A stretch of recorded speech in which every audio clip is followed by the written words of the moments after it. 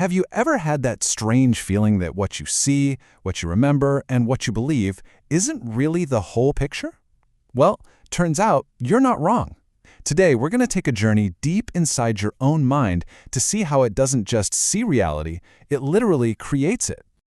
All right, let's just dive right in. Take a good look at this image on your screen. Simple question. Is the person facing you or is their back turned? Are you looking up at them from below or down from above? What's your gut reaction? If you felt yourself hesitating there for a second, well, that's the whole point. The image is designed to be ambiguous. As you can see here, the exact same shape can be seen in two totally opposite ways. Your brain just makes a choice. It picks a story based on whatever little cues it decides to focus on in that split second. And here's the thing. This isn't a bug. It's a feature.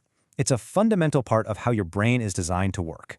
Its main job is to take this messy, complicated, and often really confusing world and just make it make sense, and make it make sense fast. This whole process has a name. It's called the reduction of ambiguity. Your brain is constantly making these little bets, choosing one single interpretation from a whole sea of possibilities. It fills in the gaps, it smooths over the rough edges, and it presents you with a clear, solid picture of the world, whether that's a figure on a balcony or, whether a dress is blue and black or white and gold. So this whole making sense of things trick, it goes way, way beyond just what you see. It reveals something pretty profound about your brain. It's not some high-def camera faithfully recording every detail. No, it's something much more creative. It's a master storyteller. This storyteller, this little narrator inside your skull, is working 24/7. It's constantly weaving together everything you experience, everything you see, all your memories, into one single coherent story. And that story? Well, that story is you. And to make sure that story works, it's willing to get pretty inventive. Yeah. Sometimes, just to keep the story going and patch up any plot holes, the brain will confabulate. It will literally invent reasons, distort memories, or even make things up out of thin air to fill in the gaps. Now, it's not lying, not in the way we think about it. There's no intention to deceive. It's just the storyteller doing its job, trying to make the plot make sense.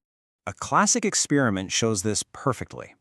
A patient whose brain hemispheres couldn't communicate was shown two different pictures at the same time. His right brain saw a snow scene, and his left hand pointed to a shovel.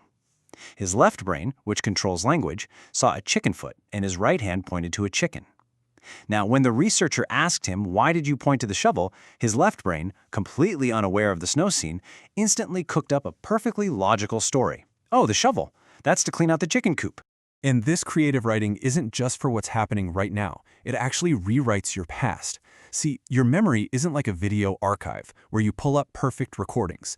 Every single time you recall something, you are actively reconstructing it from scratch.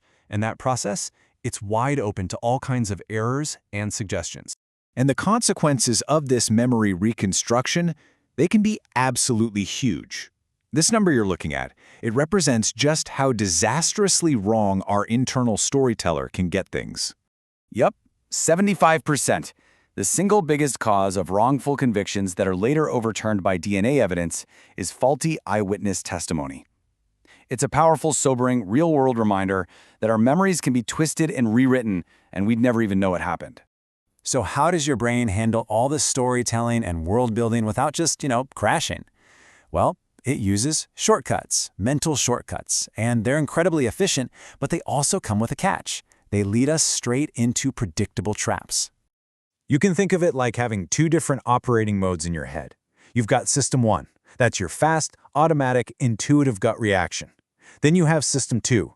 That's your slow, deliberate, effortful conscious reasoning. And to save energy, most of the time, we're just cruising on System 1. And here's the rub.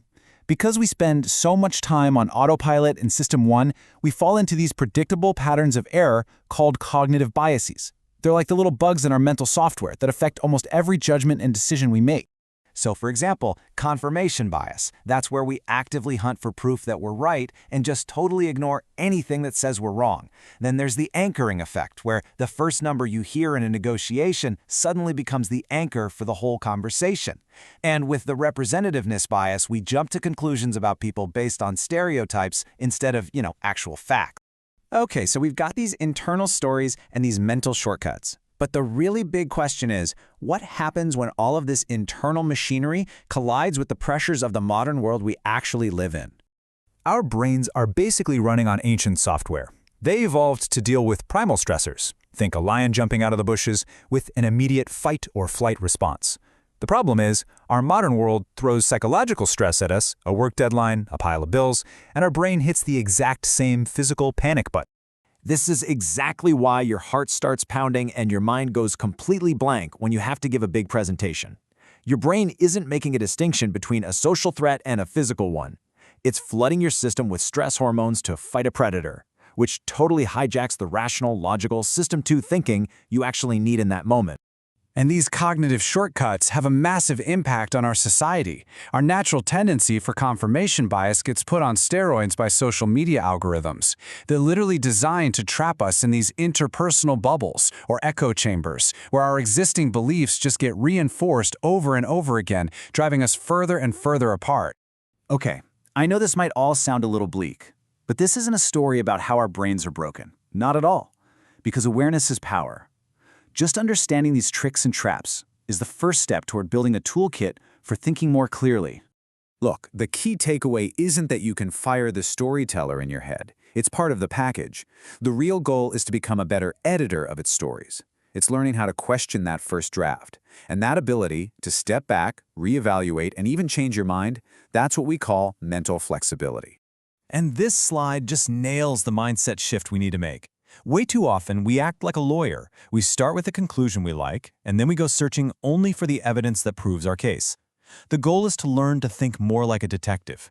Start with the evidence, question your own assumptions, and follow the clues wherever they lead, even if it's not where you expected to end up. So, by understanding the shortcuts, the biases, and that powerful storyteller working away inside your own mind, you gain something incredible. The power to pause, to question, and to choose which stories you actually want to live by. The brain's tricks are powerful, for sure, but awareness is your power to trick it right back.